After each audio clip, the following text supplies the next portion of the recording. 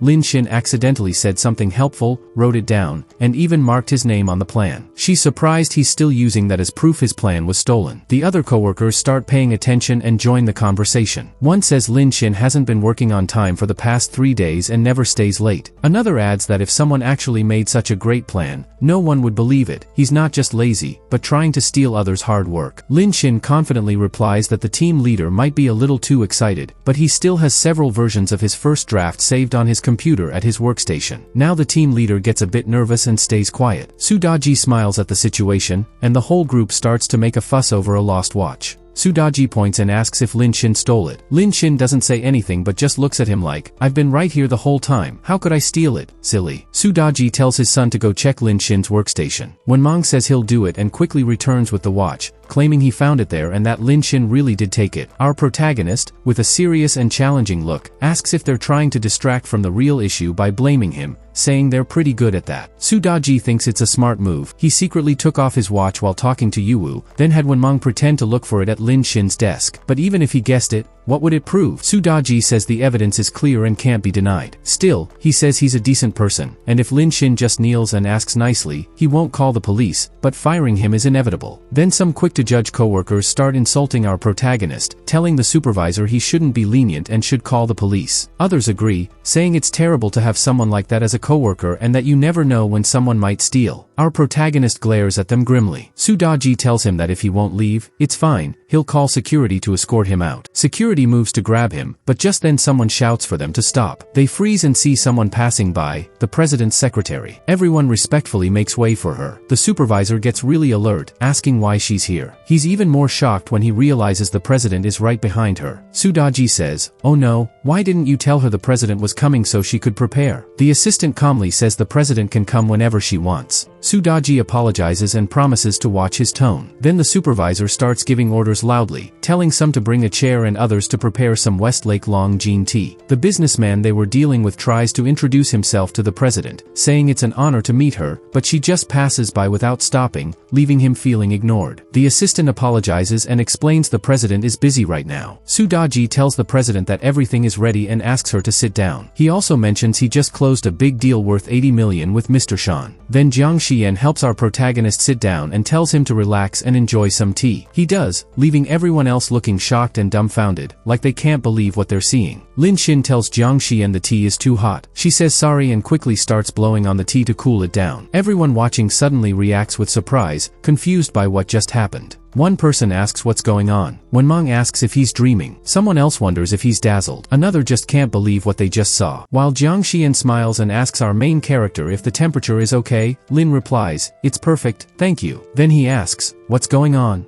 Jiang says he can relax now. She's going to take care of the whole situation. She turns to her assistant and gives a signal. The assistant walks over to half-hair Fatty and calmly asks if he knows the mistake he made. Fatty starts getting nervous. He knows he's in trouble. Just then, one of the employees runs over to the secretary and says they found the documents. He tosses them at Kat, saying it's the original draft of the project that Lin Xin made. It was found right at his desk. He tells him to take a look himself. Fatty drops to his knees and admits that it's Lin Xin's plan that caused all this. The other employees start catching on. The secretary begins pointing fingers, accusing them of stealing ideas, teaming up with their juniors to push others out, and misusing their authority to promote Wenman, who wasn't even qualified. She says they were violating company rules and even brought Wenmeng into the department secretly, who's been doing shady stuff behind everyone's back. People start whispering, shocked, asking if Director Shu really did all that. The secretary says that Shu messed with Mr. Spender, and now her luck's run out. That name gets Fatty's attention. He suddenly realizes, could it be that Mr. Spender? The same one who invested 500 million in the CEO's tech company and is now the biggest shareholder? Turns out, Mr. Spender was actually Lin Xin all along. The three troublemakers are shocked, speechless and panicking. One of them mutters that this can't be real. The secretary then announces that Fatty and Gold Digger are both fired immediately. Fatty starts yelling, no. Meanwhile,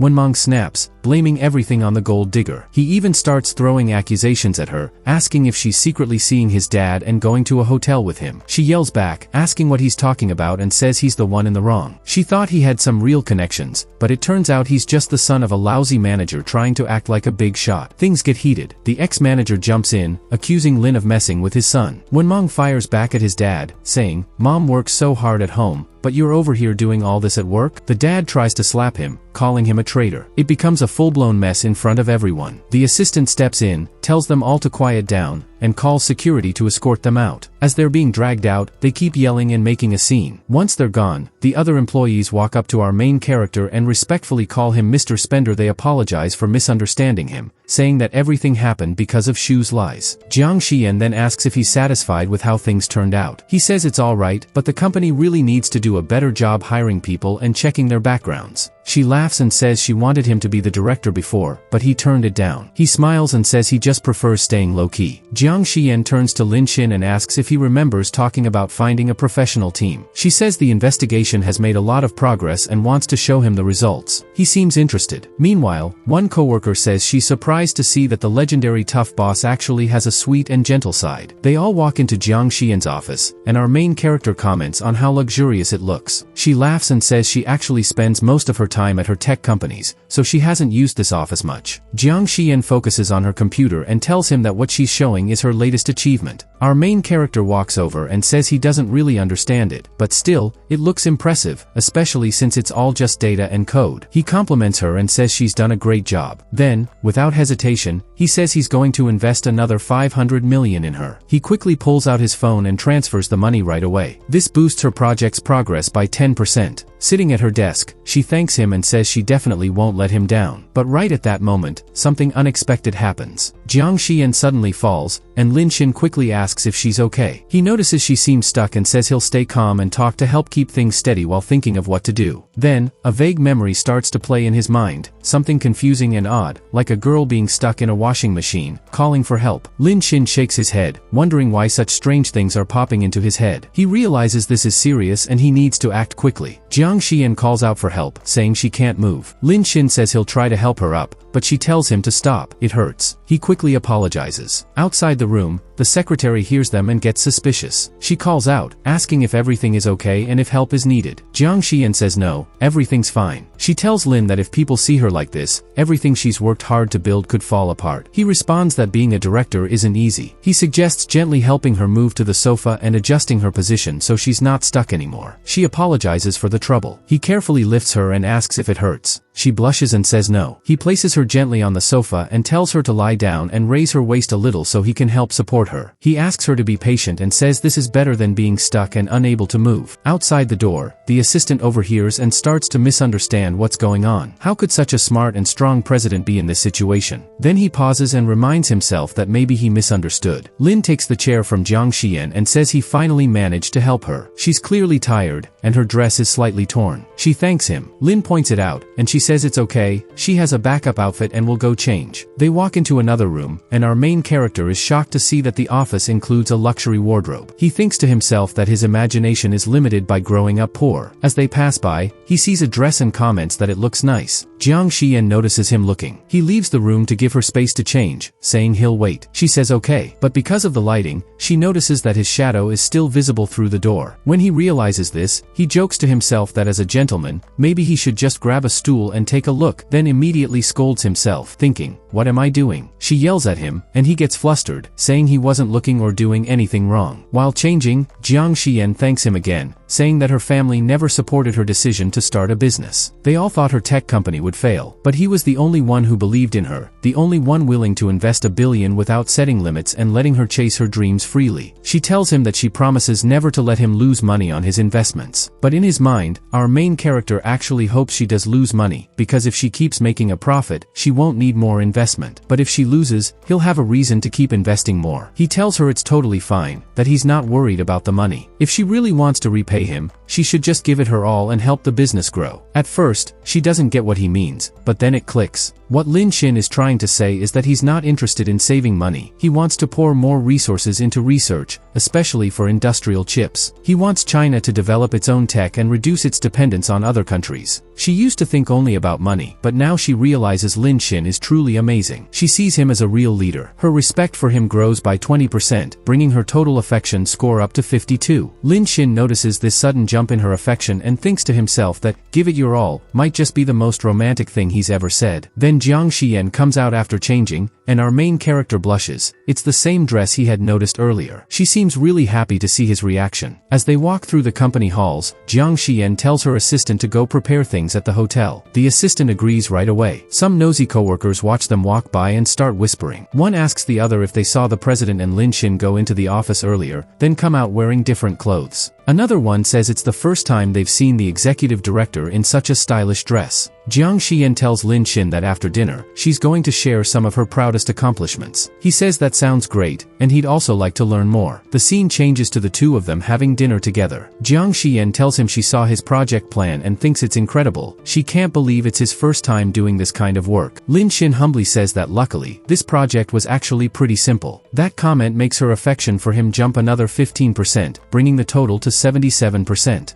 Later that night, Jiang Xian is talking to Yu Xian and says she didn't expect Lin Xin to be so capable. He's calm, polite, and surprisingly talented. Yu Xian then playfully asks if her cold and proud CEO side is finally falling for him. Jiang Xian says she's not sure. Then Jiang Xian changes the topic and asks if Yu Xian has a flight to Japan tomorrow. She wonders why she hasn't gone to sleep yet. Is it because she's excited about going with her high school classmate? Yu Xian starts acting flustered, a little embarrassed, and says there's nothing going on between them, they're just classmates. Jiang Xian teases her, saying, then what's the point of having a classmate if he's not even helping you? She reminds her that she's basically committed to him now. Yu Xian pouts and says she's not going to talk to her anymore and that she's going to bed. Jiang Xian laughs and says goodnight, then hangs up. Afterward, Yu Xian quietly thinks to herself that she really wants to go overseas with Lin Xin. She's super excited, it feels like a real date. The scene shifts to a building in Japan. A large man named Kamita is talking to his assistant. The assistant tells him that the funds are ready. Kamita asks how much, and the assistant says it's enough for him to buy whatever he wants at the Hantan auction next week. Kamita says that's good, but then asks what's going on with that arrogant guy. He says that Chao Jun mentioned the person had already booked a flight. Kamita laughs and says that guy is bold, but it's fine, because if he dares to mess with the Kamita consortium, they'll just embarrass him at the auction. He shouts that this is his turf now and shows off how much power he holds, including access to shady people. We switched scenes 10 days later. On a plane, Yuxian checks her phone and sees a breaking news update. It says that 2 days before the auction officially opened, it had already become the biggest one in Japan in the past 4 years. The event draws collectors from all over the world. Our main character, sitting next to her, says he almost missed the flight but luckily grabbed an economy seat. He notices something's off and asks what's wrong. She says she's excited about seeing all the rare artifacts but also nervous. She heard that Chao Jun works for a powerful company called Poltron Seat, and he didn't seem to have good intentions. She's worried that if they lose the auction, things could go badly. But the protagonist stays calm and says confidently that it's okay. Even without that group, he'll do everything he can to win the artifacts for China. Just then, a noisy kid runs into the cabin shouting something about Ultraman attacking, waving his hands wildly. He sits in the seat behind Yuxian and starts kicking her chair. She turns around and kindly tells the kid it's not polite to do that. But the brat just blurts out something rude and totally inappropriate, saying weird stuff about her appearance. She's shocked and asks what he's even talking about. The kid throws a tantrum, smacks her phone out of her hand, and it falls on the floor. Lin Xin gets angry and starts scolding the boy, but Yuxian tells him to calm down, saying that kids don't always understand what they're doing. Lin Xin says that's nice of her, but if no one teaches them now, they'll become even worse later. Just then, the same kid runs by again, still shouting nonsense about Ultraman. He swings a toy past Yuxian, and it snags her skirt, tearing it and making part of it fall. She quickly covers herself, clearly embarrassed. Lin Xin stands up, angry, and calls out to the kid, but the boy immediately starts crying and yelling that he's in pain. At that moment, the kid's mom rushes in, calling out to her, "Baby," and asking what happened. The kid blames Yuxian and claims she was bothering him. The mom turns to Yuxian and accuses her of picking on a child. Lin Xin tries to explain that it was the kid who started the trouble, but Yuxian interrupts and calmly says it wasn't like that. She explains the truth. Her skirt got caught because the child was running around with a toy. The mom brushes it off and says, "So what if a child runs? Didn't you run around when you were a kid?" She then tells Yuxian that if she doesn't have kids, she shouldn't be judging. The conversation starts getting rude, and she throws in a sarcastic "blessed you" comment while looking her up and down. The kid even joins in, copying what his mom says. Yuxian, clearly flustered but standing her ground, replies firmly, "What's wrong with what I'm wearing? I can dress how I want. And if that's how you teach your child to behave in public, maybe you should rethink your approach." If Yuxian is saying she doesn't know how to raise a child and starts calling her a sellout. The little kid also chimes in, copying his mom, and says he's more well-behaved than her. Then he points out something about her clothes, saying they were pink. The mom quickly covers his eyes and says that these days, people who don't dress properly walk around with holes in their pants and skirts. Yuxian quickly tries to cover herself. With a smug look, the mom says her child's mental health is being harmed by people like her and calls her disrespectful. Poor Yuxian is left speechless and starts tearing up, clearly upset by how the situation is going. That's when our main character finally steps in. He says that now he understands why some people act so out of place. It's because of moms like her who let their kids run wild and create a scene. He says she's bringing shame to everyone from their country on an international flight. The angry woman shouts back, saying that barking like a dog won't scare her. She threatens to call the flight attendant and have him removed from the plane. But he replies calmly, saying that it's a good idea. He even suggests listing all the things her son did, like using his toy to mess with someone's clothes, causing her to fall, and then throwing a tantrum. He adds that maybe the kid should be taken to the police and made to take responsibility. The mom is stunned by how bold he is. Her son, the brat, begs her to do something, but she stays silent. Then our main character checks on Yuxian, asking if she's okay. She's still in shock and says he's amazing. He tells her that people like that only push around those who stay quiet. If you stand your ground, they can't do anything. Her affection toward him quietly goes up by 5%. The loud woman starts yelling again, calling everyone in economy class poor and says they're not that impressive. But the people around her start to react. One person asks if she's upset because she has to fly economy now. Another says flying first class doesn't make someone better. Someone else tells her she's just being ridiculous. She gets even more annoyed and yells that none of this is their business and accuses them of ganging up on her. Our main character politely asks the flight attendant to escort the woman back to her first class seat because she's disturbing everyone. Meanwhile, one of the flight attendants is checking her phone and silently thinking how annoying this drama is. She's also thinking about posting something online about a summer festival in the national games.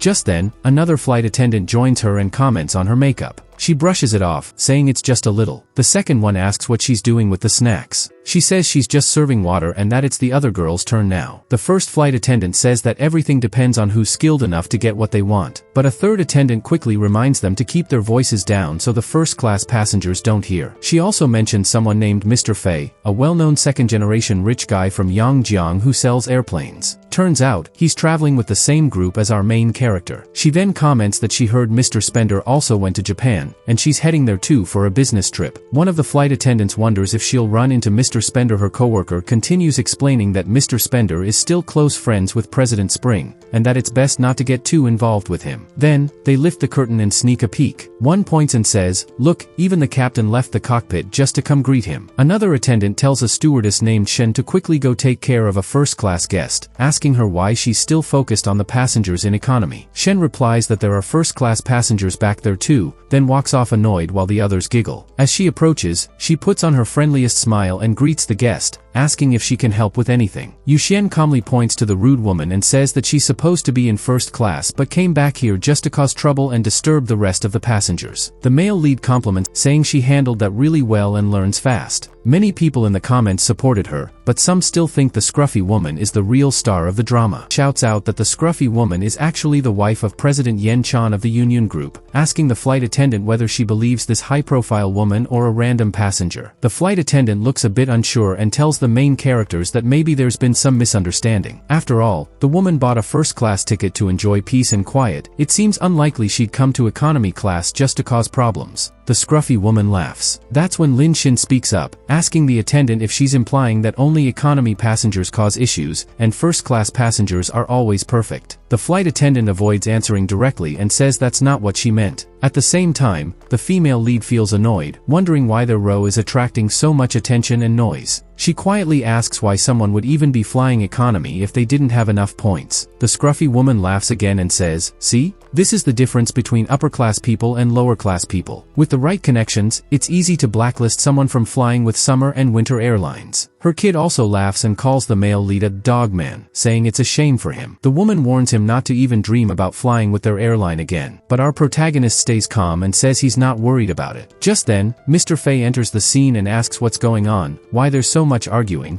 and where the flight attendants are. One of the blonde stewardesses apologizes to Mr. Fei, explaining that a passenger in economy class was causing some issues but that they're handling it now. She says sorry for disturbing his flight. The scruffy woman laughs again, then smugly turns to the male lead and says, "You're finished now." That's Mr. Fei, a well-known second-generation rich guy from Yan'an City. His family sells airplanes and knows all the top people in summer and winter. He flies often for business and has a lot of influence. "I'll have you blacklisted right now." She walks over to Mr. Fei and greets him, saying she's the wife of the God-Look Group president and reminds him they met at a reception last week. Then, with a smirk, she points at the main character and Yuxian and says they're the ones who were causing trouble earlier, trying to make them look bad. Even though the scruffy woman keeps shouting, no one listens to her. Meanwhile, Mr. Fei looks closely at our main character, then suddenly gets excited. He hurries over and says, "So you're Mr. Spender. I can't believe I'm finally meeting you in person." Lin Xin is a bit confused because he doesn't recognize Mr. Fei. Mr. Fei tries to jog his memory by saying he's just a plain salesman from the Prince's Daughters group. Then, it clicks for Lin Xin, and he says he's the one who's honored. Mr. Fei laughs and says what a great coincidence this is, and thanks him for remembering. The kid and his mom are completely stunned. The boy yells at his mom, asking why that so-called big boss is being so friendly with the dog man. His mom immediately slaps him and tells him to keep quiet, saying Mr. Fei is not someone their family can afford to mess with. Then Mr. Fei turns to the flight attendant and says he wants Mr. Spender and the lady with him moved to first class, and to put it on his premier gold card. The attendant agrees right away. The rude woman and the stewardess are in total disbelief, but our main character politely thanks Mr. Fei, saying he was considering sitting in first class, but honestly, just seeing that woman's face puts him in a bad mood, so he'd rather stay in economy. Mr. Fei smiles and says that's no problem. He adds that the chairman of Summer and Winter Airlines is a personal friend, and he'll make sure that woman never flies with them again. He says that should be enough to calm things down. In the background, the rude woman tries to act innocent, claiming it's all a misunderstanding. Then, dramatically, she says she's dizzy and her heart hurts, begging Mr. Spender to show mercy. But the main character tells her to keep pretending, because everyone knows it was her son who started the trouble, and she let it happen. The mom and kid both start whining, saying he's just a child, and accusing the rich of picking on single moms and kids. Mr. Fei finally has enough. He shouts that she's the only one on the plane causing chaos and disturbing everyone's peace. He says that once the plane lands, she'll be dealt with by airport security. She begs him not to take it further, but all the passengers start clapping. Someone even says they found a video of a blonde flight attendant calling everyone idiots, and they plan to post it online to make sure she doesn't keep her job. Now both the woman and the flight attendant feel totally defeated. When they land at the Little Japan airport, we see security escorting the troublemaker and her kid off the plane. Meanwhile, Mr. Fei chats with our protagonist, asking if he came to Little Japan for business. The main character says he's here for the Hondo auction in 2 days. He plans to buy back all the Chinese cultural artifacts. Mr. Fei is impressed, calling him the pride of China and saying he's embarrassed to have even compared himself with him. Then he gets serious and warns Mr. Spender to be careful of a guy named Kamita, a sneaky businessman who's also after Chinese relics at the auction. Mr. Fei says no one's been able to beat him so far. Kamita has a bad habit of using money to overpower others and embarrass them publicly. Some say strange accidents have happened to his competitors afterward.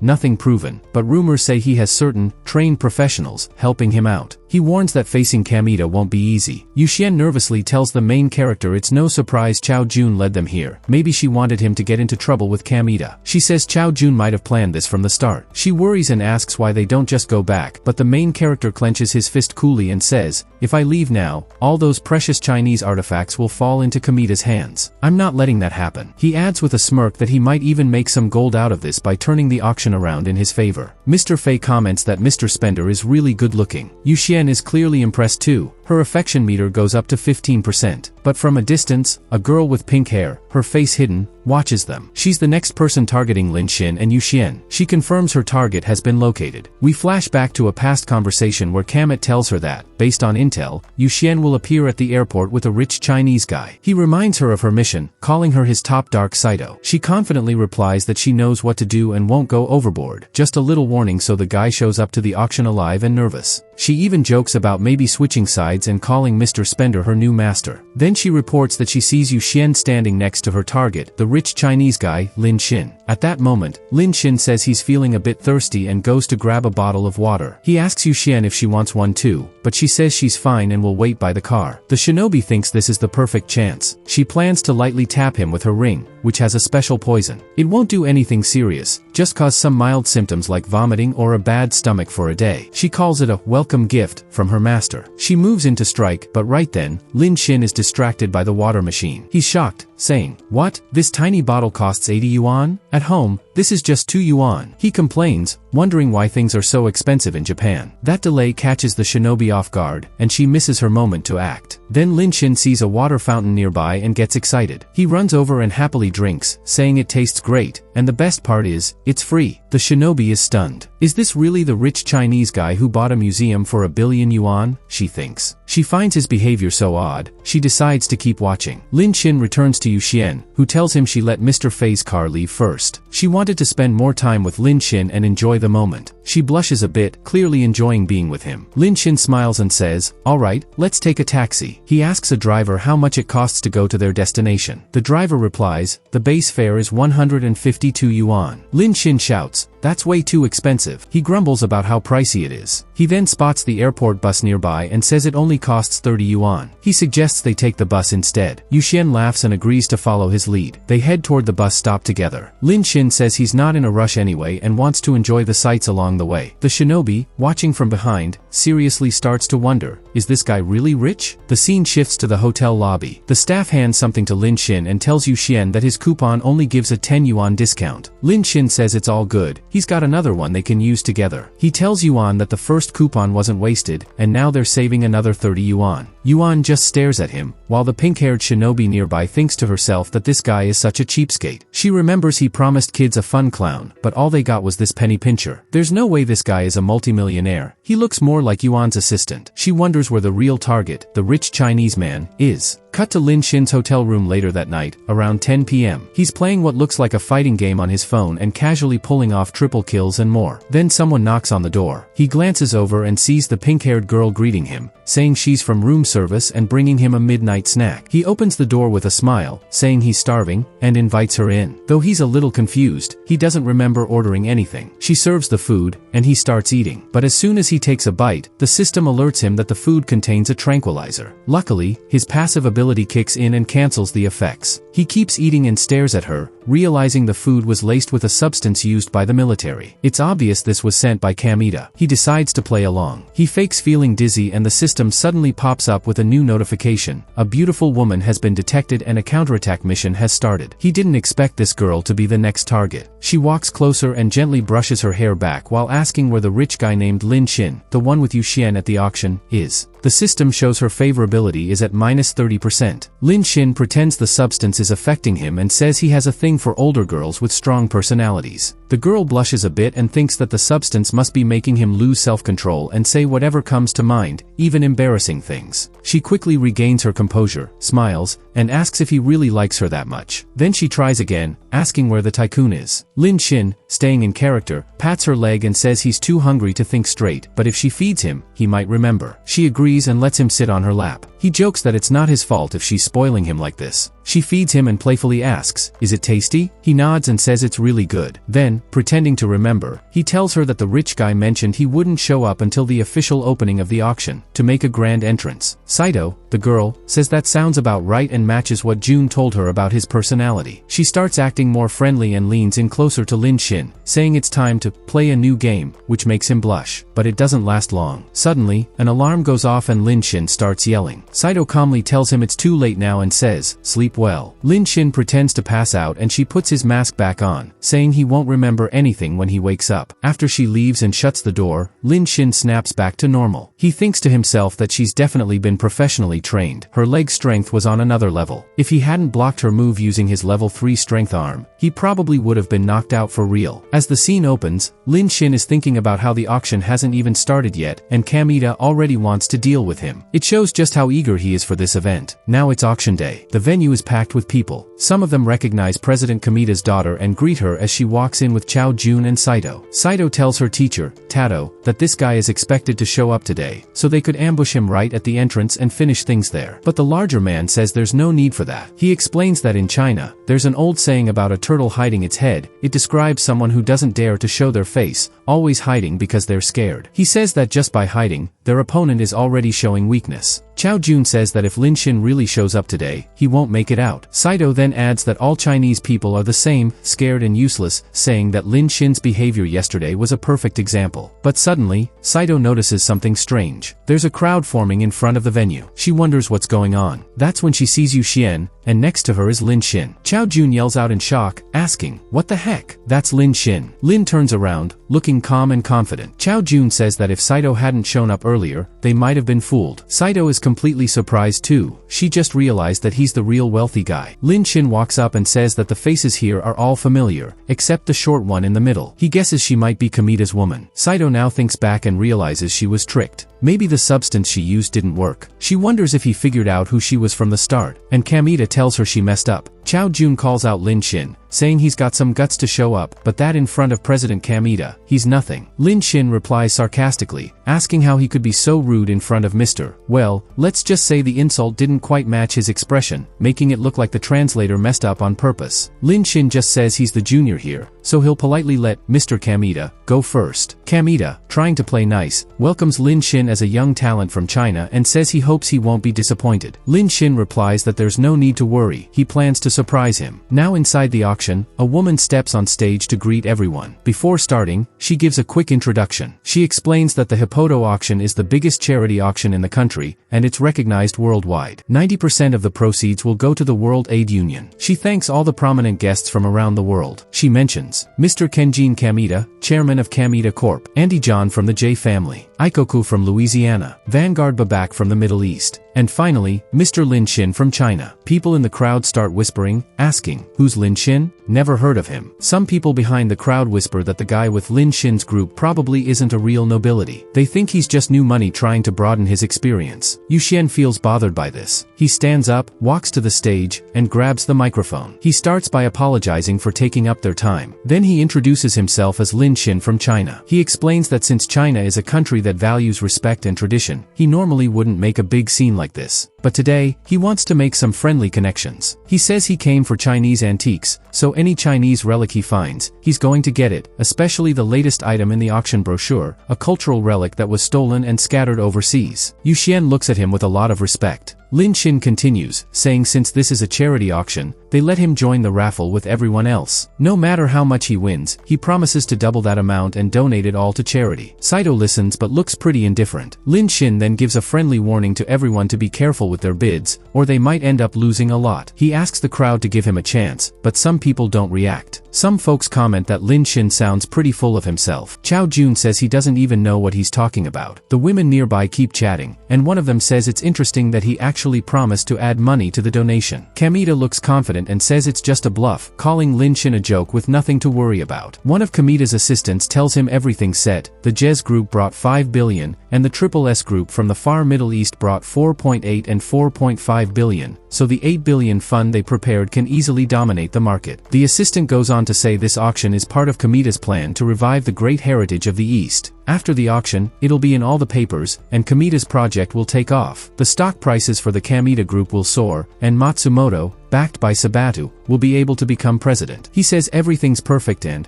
with confidence, jokes that on his way to the top, he's going to crush anyone in his way. The presenter announces the auction is officially starting. The first item is an incense burner from a certain period, starting at 8 million. A guy next to Kamita bids 30 million. They ask if anyone wants to go higher. Lin Xin is sitting with a book and asks Yu Xian if the statue of AR, which was exported to China during the Japanese Toku era and doesn't really fit with Chinese culture, can be sold here. Yu Xian says it's fine because back then, many countries made goods to export, so styles varied a bit. Then she blushes, feeling embarrassed, and apologizes, saying Lin Xin knows more about cultural relics than she does. Lin Xin smiles and says he likes how she gets involved when talking about antiques. He says serious people are the best. She's happy and agrees, which raises her affection for him by 5%. People around notice the good vibe between them. She calls him an ignorant patriot, playfully but with confidence. The auction of Chinese artifacts is up next, and she wonders how she's going to handle his straightforward approach. Right then, the presenter announces the second item, a blue and white peacock plate from China, starting at 10 million. Lin Xin raises his bid number, and everyone around is surprised. They all think, this arrogant kid is really starting to make a move. So, they decide to show him what they're made of. Lin Xin says he's offering 300 million, which shocks the others because they didn't expect such a big bid right away. They wonder why he's putting in so much all at once. Kamita asks what kind of price that is. Still confident and a bit cocky, says that the weak and nervous way others think is really sad. Someone asks Kamita if he wants to make a bid, and he replies that this porcelain plate is only worth about 180 million at most. If someone wants to lose money by buying it, that's up to them. The presenter then announces with authority that bid number 008 is 300 million for the blue and white peacock plate. Lin Xin stands up and tells Yu Xian that the peacock plate matches her beauty and that he's giving it to her. People nearby comment that he's bidding 300 million just to give it to his girlfriend, wondering if it's really worth that much. Another person says it's just a piece of pottery, just a decorative item. Yu Xian looks a little nervous but then happily thanks Lin Xin, saying she really likes it. Some people joke about hoping singles have mercy on them. The presenter announces the third item, an 8-foot Kuriko J from Japan's Kotoku period, starting at 8 million. Kamita quickly raises his hand to bid 20 million, but Lin Xin surprises everyone again by offering 500 million. Chao Jun, looking frustrated, asks if Lin Xin didn't say he'd only bid on Chinese relics. Kamita's assistant says Lin Xin did it on purpose just to annoy Kamita. Kamita is annoyed but thinks it's a childish way to provoke him and decides not to worry about it. The presenter announces that bid 008 is 500 million for the Kuriko J. Lin Xin turns to the competition and says this item is for Miss Iris Saito as a thank you for her massage service. service, which surprises the girl. Kamita angrily asks if Iris told Lin Shin her real secret name. She nervously denies it and says she must have used some secret technique to find out. She asks her teacher to trust her and says she'll reject Kuriko J. Kamita angrily asks why she'd reject it since it's a gift from Lin Shin. He orders her to accept it. Reluctantly, she agrees, which lowers her favorability toward Lin Shin by 10 points. Lin Shin thinks it's rare to find someone who takes money but loses favor for it. He also notices Kamita's mocking expression. Saito watches from a distance, looking pretty annoyed. She wonders what Lin Shin is doing, giving a gift for no reason, and now her teacher misunderstood him. Then Saito thinks this is the first time someone has given her a gift, so her affection for him increases by 5%. But then her mood swings, and she thinks he's unpleasant, dropping her affection by 3%. Lin Shin is surprised to see her affection go down again, then up by 1%, then down 1%, then up and down a bit more. Eventually, Lin Shin just accepts the confusing changes and wonders to himself what exactly is going on. Our main guy throws some words into the crowd, saying he's sorry because he expected the bidding to be more intense, but no one else made a move. He thanks everyone for being humble and says the next items aren't Chinese relics, so he's not interested. He also jokes that some people are just trying to provoke others, maybe even using Kamita. The presenter then announces bottles of hairspray from the Lean Kong era, starting at 5 million. Bidder 007 offers 8 million, number 015 offers 10 million, and on Kamita's side, they bid 80 million. The presenter says it's sold to bidder 001, who buys the hairspray for 80 million. The crowd applauds, praising Kamita for being brave. But Scruffy June warns Kamita not to get fooled by the flattery from the rich people around him, because they're all watching Lin Shin closely. They say Lin Shin managed to grab some relics before just by barely moving his pinky finger. They expect him to raise the price again, but Kamita quickly cuts him off with a slap and tells him to be quiet. June looks scared and apologizes for talking too much. Lin Shin takes it as a compliment and asks if everyone's watching him. He tells them not to worry because the next artifact is Chinese, and if they want to see a real show, they should wait. The next item is announced, a Chinese painting of mountains and rivers from the late Tang dynasty, starting at 80 million. Everyone raises their bids, 100 million, 200 million, 300 million. Kamita jumps in with 800 million. Our main guy yawns and jokes that the bids are so low he was already sleeping. Then he offers 2 billion. People are shocked, but Kamita quickly ups it to 2.5 billion, clearly upset. Chao Jun, looking a bit rough, tells Kamita he must have forgotten their plan to grab as many artifacts as possible this time, and questions if spending so much money is smart. Kamita snaps back, telling him to be quiet, saying if they give in every time, how will his family keep respect? Unbothered, our main guy raises his bid to 3 billion, saying it's fine if they want to play his game. Kamita, even angrier, raises it to 3.5 billion, but Lin Shin stays calm and goes up to 4 billion. People are amazed, saying the painting was only worth 200 million, and now the price is 20 times higher. Someone comments that it's just a waste of money and wonders why Kamita is being so reckless. People around Kamita try to convince him to stop bidding, but the big guy just smiles and lowers his number, signaling he's done following. With a smug smile, he tells everyone that the 4 billion painting belongs to Lin Shin. People start realizing that Kamita was pretending to be angry just to make Lin Shin spend more money. They say Lin Shin's funds can't last forever at this rate. Even though it seems easy to stop Lin Shin by just refusing to bid, whoever wants to keep raising the price needs strong nerves and deep pockets. That's why Kamita, who's truly impressive, is in this game. Lin Shin looks confident and tells Kamita that he really plans to keep playing this way. Kamita says thanks and points out that number 008 just spent 4 billion on the painting called 10,000 Miles of Mountains and Rivers. Then he quickly tells his assistant to borrow money from Shan Ar Shoy and Photo Shoy, using his real estate as collateral. He wants to borrow 10 billion. The assistant nervously asks why, and Kamita explains that the money left from the other auctions isn't enough to cover the painting. He talks about his plan, saying a high-profile guy like Lin Shin won't stop at anything. Kamita had said from the start that he wanted to collect all the Chinese artifacts here. The last piece, the Guanjin glass, is the key. If Lin Shin gets that, it could mess up the careful image he's built with all this spending. Kamita thinks Lin Shin can't handle losing at the end and will do anything to get that last piece. Getting Guanjin would give Kamita the power to control Lin Shin. His assistant agrees, saying the more money Lin Shin puts in early, the less likely he is to give up on the last Chinese artifact because his reputation is on the line. Kamita guesses that Lin Shin has backing from a rich patriotic group in China, which explains why he's so wealthy. Kamita sees this as a challenge he can only win. Chao Jun says he understands now. Meanwhile, Saito listens from afar and blushes a bit, thinking that Lin Shin might really be a representative of China, someone who looks relaxed but actually represents China's interests. This thought raises his interest by 5%, but then he pouts and looks away, thinking no matter who Lin Shin really is, if he's an enemy of Kamita, he'll be his enemy too. His feelings go up and down a few times, which the main guy notices again and wonders what she's thinking. Then they announce the 6th artifact, a Buddha head from China's Song dynasty, starting at 100 million. Lin Xin raises the bid to 500 million, and Kamita quickly counters with 1 billion. People comment that the bidding war is on again between Kamita and Lin Xin. Lin Xin then bids 10 billion, but Kamita says he's going to back off. Someone in the audience is surprised and says Kamita was smart to set a reserve price and then step back. Another person says if Lin Xin keeps following Kamita like this, he'll soon get overwhelmed by everyone else's bids. Lin Xin keeps buying a bunch of Chinese relics, spending a crazy 6.8 billion. Kamita, after buying lots of non-Chinese relics and borrowing money, still has 12.8 billion left. Then the presenter announces the final artifact, an enameled guanyin from the Jiang dynasty, starting at 400 million. Kamita thinks this is it, the last Chinese artifact. He's ready and tells himself Lin Xin will regret this. The presenter officially opens the auction for the guanyin, starting at 400 million. Lin Xin casually raises the bid to 1 billion and says after buying this last one, he's done and wants to go home. But Kamita says he'll offer 1.5 billion and adds that the fun is just getting started. Lin Xin seems interested. People say President Kamita finally made a move. A girl comments that the excitement has been building for a long time, and it really feels like a fight between dragons and tigers. The guys from China are in trouble. Lin Xin then tells Kamita he hopes he can stay calm because Kamita has been acting scared all along, and that fits his name perfectly. He asks if Kamita is afraid he won't be able to hold his head high in Japan if he loses now. Then Lin Xin raises his bid to 3 billion. Kamita tells him to keep talking but reminds him he's already spent 8.3 billion and it's unlikely Lin Xin has more money than him. Lin Xin raises the bid again to 4 billion and says, "So that's what you think?" Then the bidding back and forth continues. Lin Xin offers 5 billion, Kamita counters with 6 billion, Lin Xin goes to 7 billion. Kamita gets a bit nervous but confident and says 9 billion, but Lin Xin pushes it to 12 billion. The scruffy guy jumps in, offering 16 billion. At this huge scale, Yu Xian tries to warn Lin Xin that it's too much money. Kamita's assistant tells him he only has 1.8 billion left, and it's really a lot. But Kamita, furious, yells that this is about his pride. He says a few billion more or less doesn't matter because he still owns a lot of property and shares. People watching are excited but also worried, wondering if this is like gods fighting. The presenter says if 16 billion is the final bid, they'll see if anyone offers more. Kamita tells the assistant not to worry about the properties and shares because they're the last things he owns, and if he really needs to, he can trade them for the artifact. Kamita looks nervous but annoyed and says if they can beat Lin Xin, the rich Chinese backers behind him will find a way to buy the artifact, and Kamita won't have to pay a thing. He'll also get extra benefits from China and the other museums already involved. That's the real plan, he says, telling his assistant Ikeo Jun not to stress. Meanwhile, Saito asks Kamita what would happen if Lin Xin doesn't want the artifact. Kamita gets annoyed and asks if Saito is doubting him. He says Lin Xin will want it and will end up begging for it. Kamita mocks Lin Xin with anxiety. Then Lin Xin surprises everyone by saying, "Oops, I give up. I'm going to let brother Kamita have this treasure." The presenter announces the artifact sold for 16 billion to number 001, confirming it was sold to Mr. Kamita. He says this is a historic record in the auction world that probably won't be broken for the next 50 years. Everyone stands and applauds Kamita. His assistant tells him he's the winner. People congratulate Kamita and celebrate him, but Kamita wonders if he really won. Then Kamita and Lin Xin head off together. Kamita mocks Lin Xin,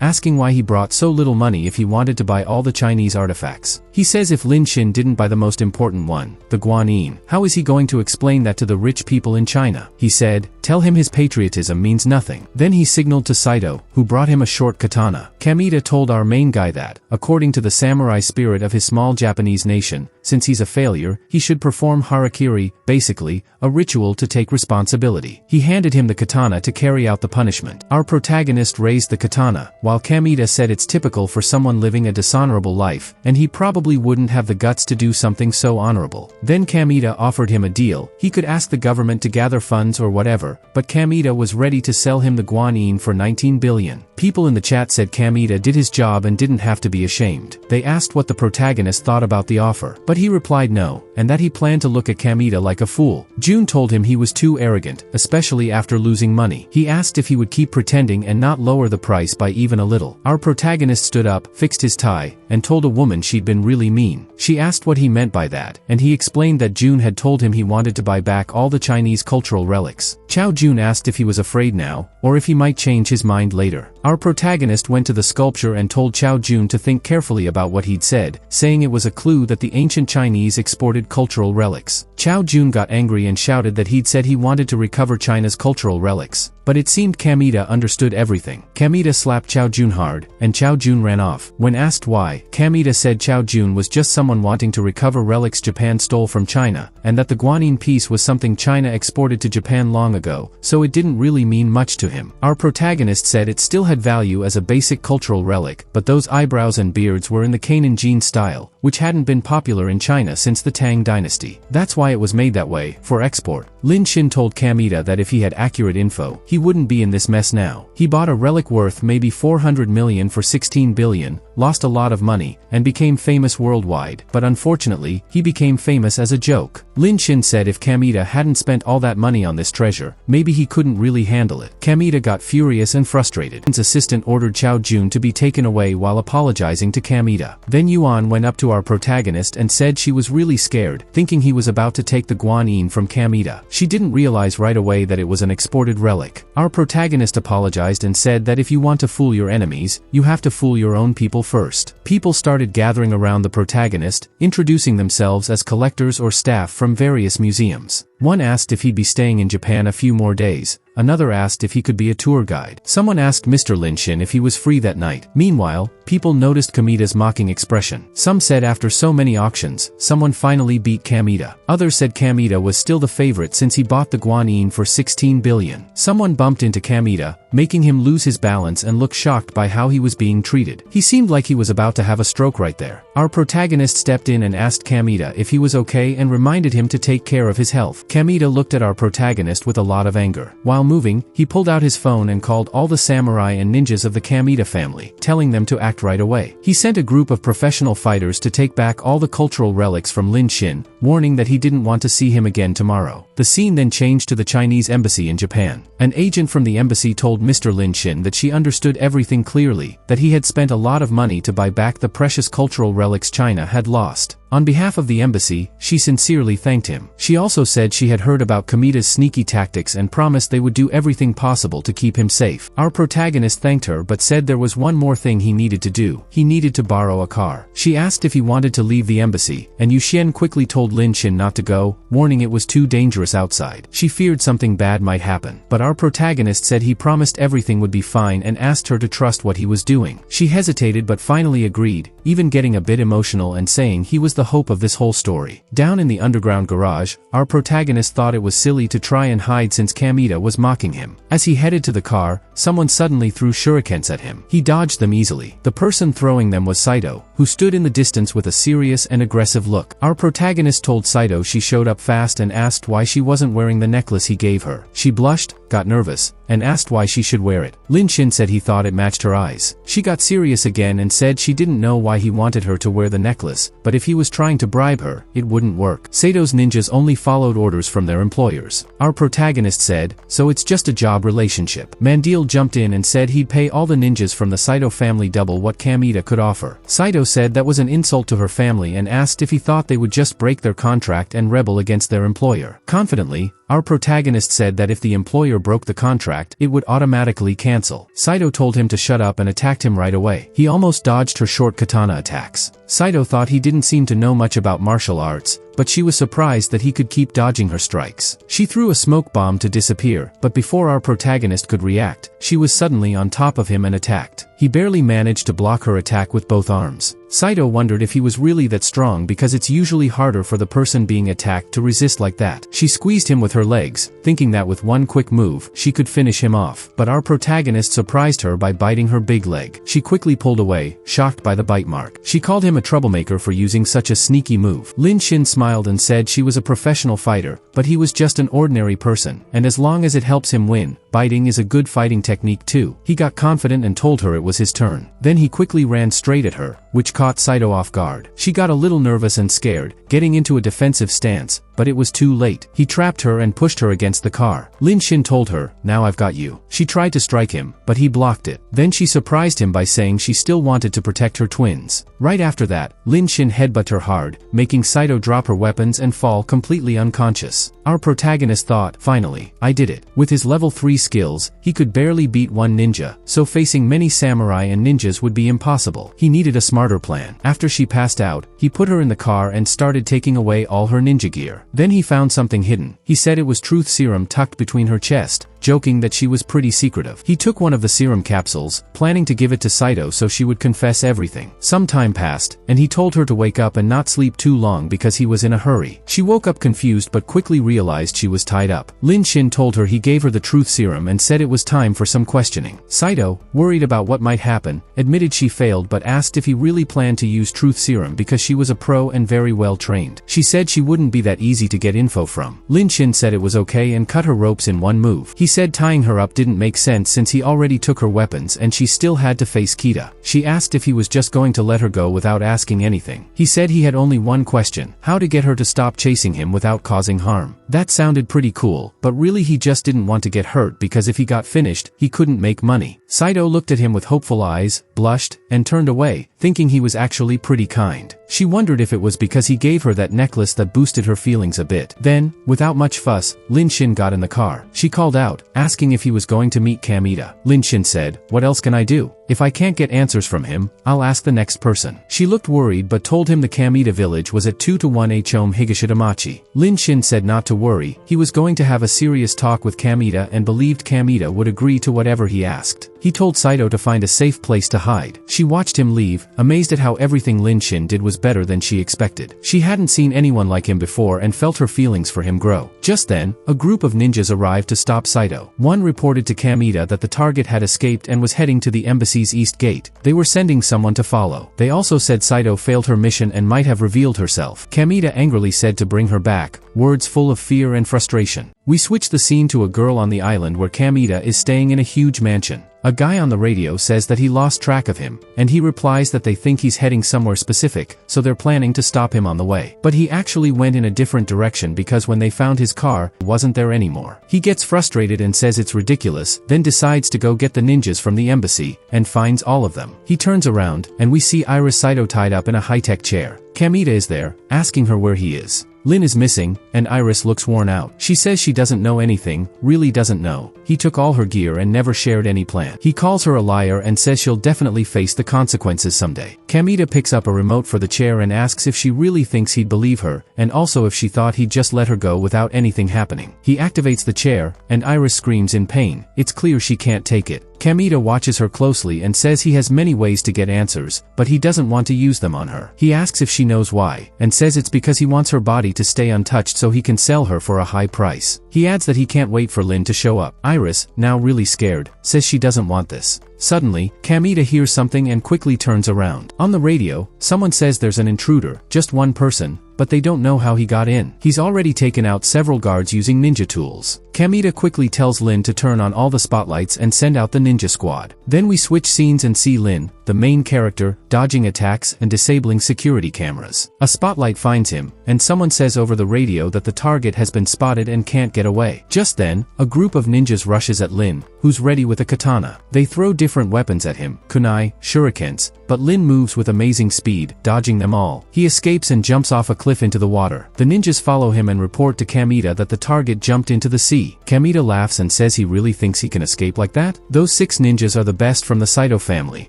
and they're trained for underwater missions too. He says Lin is as good as gone. Underwater, the ninjas surround Lin, but he seems calm. We remember he had gained a special swimming ability earlier. One ninja makes the first move, but suddenly Lin disappears underwater. The ninja looks confused, and that's when Lin shows up behind him and finishes the fight in one move. He swims away with incredible skill. The other ninjas talk among themselves, saying he's swimming too fast and wondering if people can even move like that. Lin thinks to himself that while he may not beat them on land, in the water, their weapons are useless, and they're too slow. He can hold his breath for 10 minutes, so he can outlast them. But he also jokes to himself that the water in this small country isn't exactly clean and wonders if staying in it too long might cause him problems. So he decides to end this fast. He keeps swimming quickly, making sure the ninjas stay out of formation. One ninja can't hold his breath anymore and swims up to the surface. Lin follows and takes him down. The others are also reaching their limit and say they need to go up for air. Lin, now like a sea monster to them, chases them one by one. They start thinking he's not even human, He's been swimming at full speed for 3 minutes without needing to breathe. Back in the mansion, Kamita hears the noise stop and laughs, saying Lin probably thought he could handle things on his own. It's a shame she couldn't see his panicked face before he lost. Iris thinks about Lin, while Kamita pulls out a bottle with some kind of liquid. He tells her all the trouble has been taken care of and now it's her turn. She gets scared, but Kamita forces her to take the substance and, with a disgusting look, says that after having his fun, he's going to sell her to Tego. As for the Saito family, he says they won't care, he'll just tell them she failed the mission and was lost in the conflict. Tears falling, Iris thinks about Lin and says she truly believed he would be the one to change her fate. She prays silently, asking if miracles really exist, hoping one happens right now. Kamita, grinning, says there's no such thing as miracles in this world, but that he can send her to heaven himself. Just then, someone off-screen shouts that they'll stomp him into the ground, and that's when Kamita finally feels real fear. Just then, Lin shows up. He enters through the window like a total pro. Iris sees him and tears up with joy, asking herself if it's really him. Her emotional level rises even more. Lin, the main character, says sorry for being a little late and jokes that those ninjas were pretty annoying. Kamita starts to panic, shocked that this scruffy guy actually made it. He tries to call for help over the radio, but before he can do anything, Lin quickly throws a shuriken at him and follows it up with a solid kick, knocking him down. Lin tells him to be quiet and stop bothering everyone. Then he unties Iris. Kamita yells in disbelief, asking how she managed that, saying it's impossible and that Lin should clearly be gone by now. Lin casually says maybe he's just better at swimming. Then, he picks up Iris and asks if she wants to handle things herself. Kamita, now totally freaked out, begs for mercy, saying he was wrong and asking both Iris and Lin to forgive him. But Iris grabs the aphrodisiac Kamita tried to give her earlier and treats it like a joke, saying she's sorry but can't hold back anymore. It's now his turn to suffer. As they leave, Lin suggests they head somewhere safe, but Iris says to just keep going, she'll handle the rest. She puts her legs on his shoulders, and the scene fades out in a way that leaves things up to the viewer's imagination. We just know they escape on a pretty interesting boat ride. Disclaimer: this is purely a fictional story, made for entertainment only. Don't be influenced to hurt anyone's emotions or don't do squeezing before marriage. If you still go ahead, it's completely your own responsibility. As the sun rises, Lin reflects on how unexpected the whole night has been. Iris tells him that Kamita is done and that her mission is over, but now she has to return to the Saito family to face her next orders. Lin gently tells her she doesn't have to go back to that life. He says she's still young, and she doesn't have to keep living like this. She admits she's unsure, explaining that all the ninjas are orphans raised by the Saito family since childhood, trained with tough discipline to believe being a ninja is their only future. She tears up a little and says it's been like this her whole life, but she's tired. Then Lin hands her a VIP card and tells her that if she doesn't know what she wants to do next, she should take her time to find it. There are billions of options out there, and from now on, she should live for herself. Iris is deeply moved, breaks down crying, and thanks Lin with all her heart. The system then shows up with an update. Iris Sato's favorability has reached 90%,